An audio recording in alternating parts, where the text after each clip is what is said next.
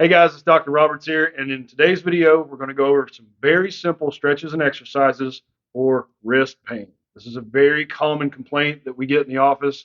A lot of that is probably due with a lot of extended computer use. Everybody's on the keyboard for long periods of time. And what else are we doing all day long? We're looking down, we're playing on our phones, we're texting, we're emailing. So that combined being on the computer all day as well as being on our phones is just creating a plethora of wrist pain patients in the office.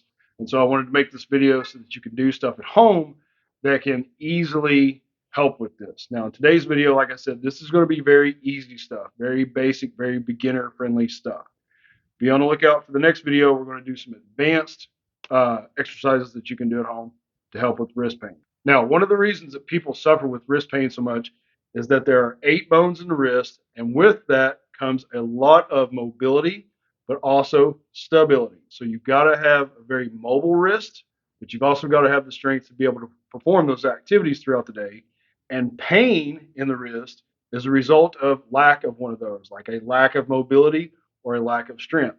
That's where these stretches and exercises are going to help alleviate some of those symptoms that you're dealing with on a daily basis. Okay, so the first thing that we're going to go over are some active ranges of motion. Now, you can do this by resting your forearms on your thighs. You can just extend your arms out in front of you, or if you have a table at a comfortable height, you can use that table.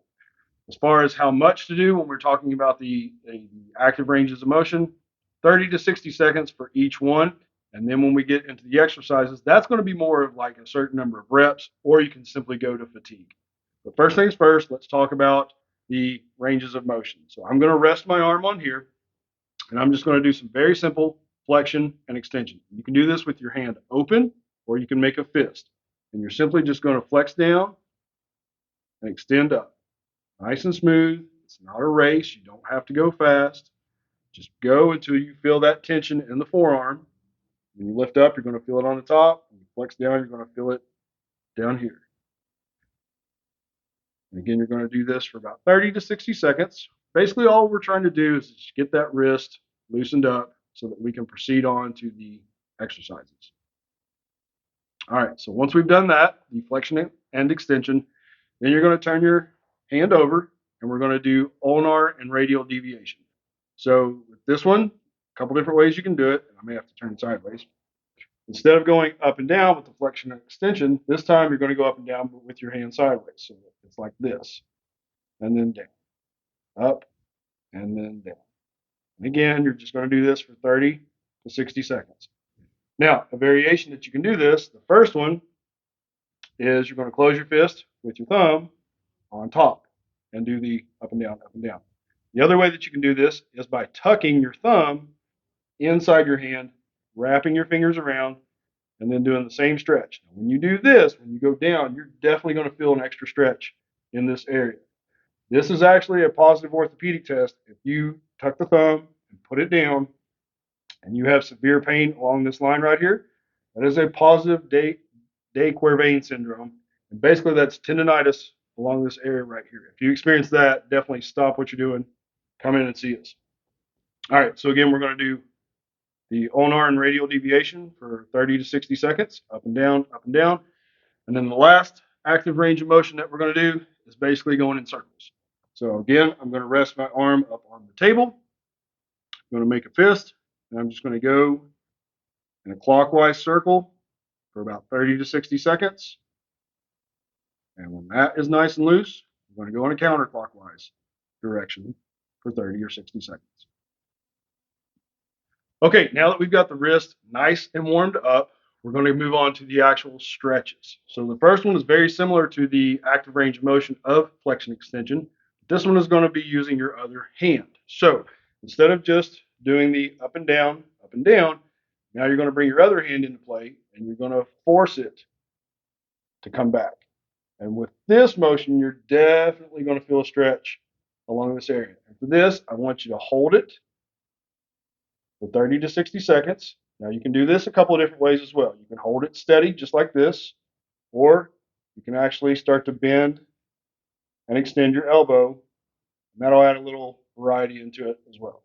When you're done with that, flip the arm over and force it the other way.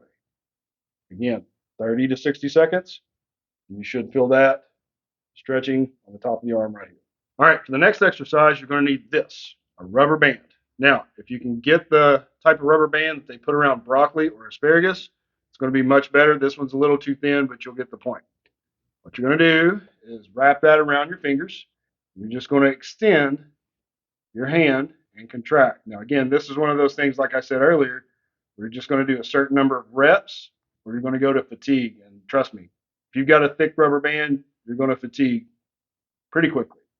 Now, one thing I will say about this is make sure while you're doing this that you're engaging every single finger. You do not want to just do 2 or 3 or your pinky's coming out here. You want all 5 to be extending and contracting as you're doing this exercise.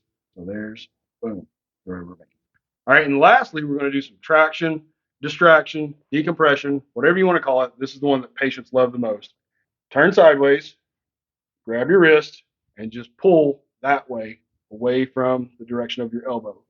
When you pull, hold that 10, 20, 30 seconds, and then relax. Let your wrist relax a little bit, and then you can do it again.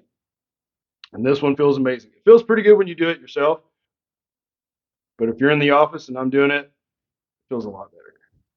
And if you do have wrist pain, that's one of this is probably the best one that you're really going to feel relief, because that distraction or that decompression of the wrist takes a lot of pressure off of those joints. It feels really good. All right, guys, well, there you have it, a beginner's edition of wrist stretches and exercises. I hope you enjoyed this video. Be on the lookout, like I said, for the advanced exercises for wrist pain. But in the meantime, if you're interested in stretches and exercises for neck pain or back pain, check out one of these 2 videos. Have a great day.